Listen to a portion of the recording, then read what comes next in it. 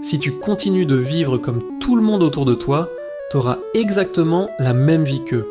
Mais si t'as cliqué sur cette vidéo, c'est que tu veux te démarquer et être meilleur que les autres. Aujourd'hui, je vais te donner 10 conseils pratiques pour être ultra productif en 2025.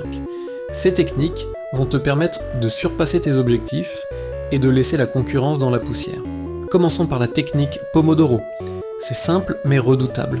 Tu travailles 25 minutes à fond, puis tu prends une pause de 5 minutes. Tu répètes ça 4 fois, et ensuite tu t'offres une pause plus longue de 20 à 30 minutes. Pourquoi ça marche ? Parce que ça booste ta concentration, et ça t'évite de te griller le cerveau. Tu restes focus sur des périodes courtes, et les pauses te permettent de recharger tes batteries. C'est comme si tu faisais des sprints intellectuels au lieu de courir un marathon épuisant. Deuxième conseil, le time blocking. Ici, l'idée c'est de planifier chaque tâche dans ton agenda à une heure précise. Tu ne te contentes pas de faire une liste, tu assignes un créneau horaire à chaque activité. Ça peut paraître contraignant, mais c'est ultra efficace. Ça t'empêche de te disperser, ça réduit le multitâche qui te fait perdre du temps et ça te pousse à respecter ton planning. Tu deviens le maître de ton temps, pas son esclave. Troisième technique, la méthode GTD pour Getting Things Done. C'est un système complet pour gérer tes tâches et tes projets.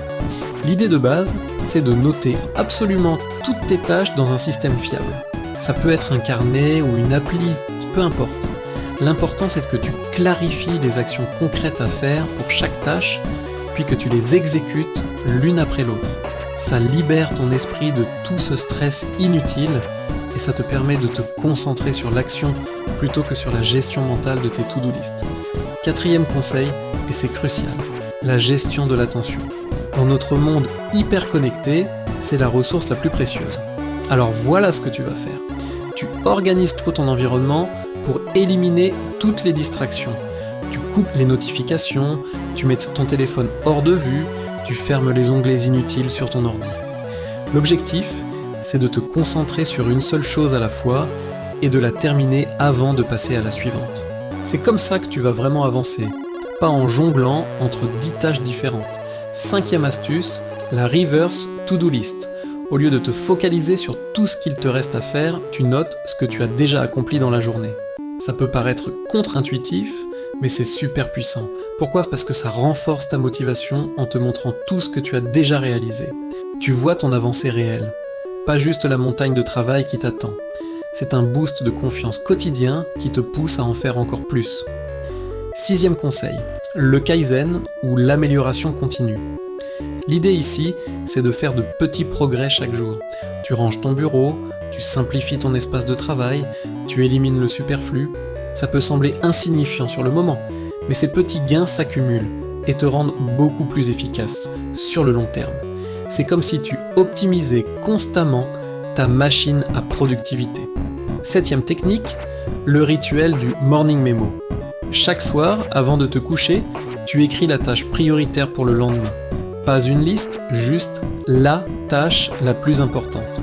Et le matin, dès que tu te lèves, c'est la première chose que tu attaques. Pourquoi c'est si efficace ? Parce que ça t'assure une victoire quotidienne dès le début de la journée. Et cet effet domino positif va t'aider à enchaîner sur le reste. Huitième conseil, la règle des 3 secondes. C'est super simple mais ça change tout. Quand tu sais qu'une tâche doit être faite, tu comptes jusqu'à 3 et tu commences immédiatement. Pas de réflexion, pas d'hésitation. 1, 2, 3, action. Ça casse net la procrastination et ça t'évite de perdre du temps en tergiversation inutile.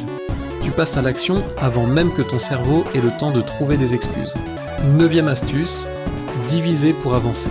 Quand tu as un projet qui te semble énorme et intimidant, tu le découpes en petites étapes concrètes et réalisables. Un gros projet, ça peut te bloquer et te faire procrastiner. Mais une série de petites tâches, ça devient beaucoup plus gérable. Tu commences facilement et chaque étape franchie te rapproche de ton objectif final. C'est comme si tu construisais une pyramide, brique par brique. Et enfin, 10e conseil, l'alimentation et l'environnement. Ça peut sembler hors sujet, mais c'est crucial. Tu manges équilibré pour éviter les coups de fatigue qui plombent ta productivité. Tu bois suffisamment d'eau, tu limites le sucre et la caféine. Et côté environnement, tu gardes ton bureau propre et épuré. Un espace de travail en bordel, c'est une source constante de distraction. Un bureau clean, c'est un esprit libre qui peut se concentrer pleinement sur ses tâches. Voilà, tu as maintenant 10 techniques concrètes pour devenir une machine de productivité en 2025. Mais attention, le secret, c'est pas de tout appliquer d'un coup. Choisis une ou deux techniques qui te parlent le plus, mets-les en pratique pendant quelques semaines et observe les résultats. Puis ajoute progressivement les autres. C'est comme ça que tu vas créer des habitudes durables et vraiment transformer ta façon de travailler. N'oublie pas, la productivité, c'est pas une question de travailler plus, c'est une question de travailler mieux. C'est pas une course contre les autres, c'est une course contre toi-même.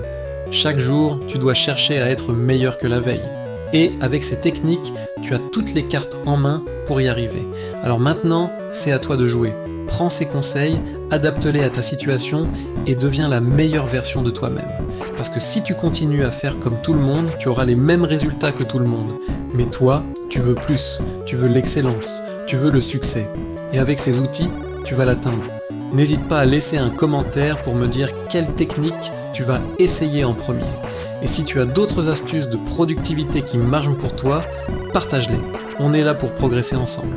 Allez, maintenant au boulot et montre au monde de quoi tu es capable.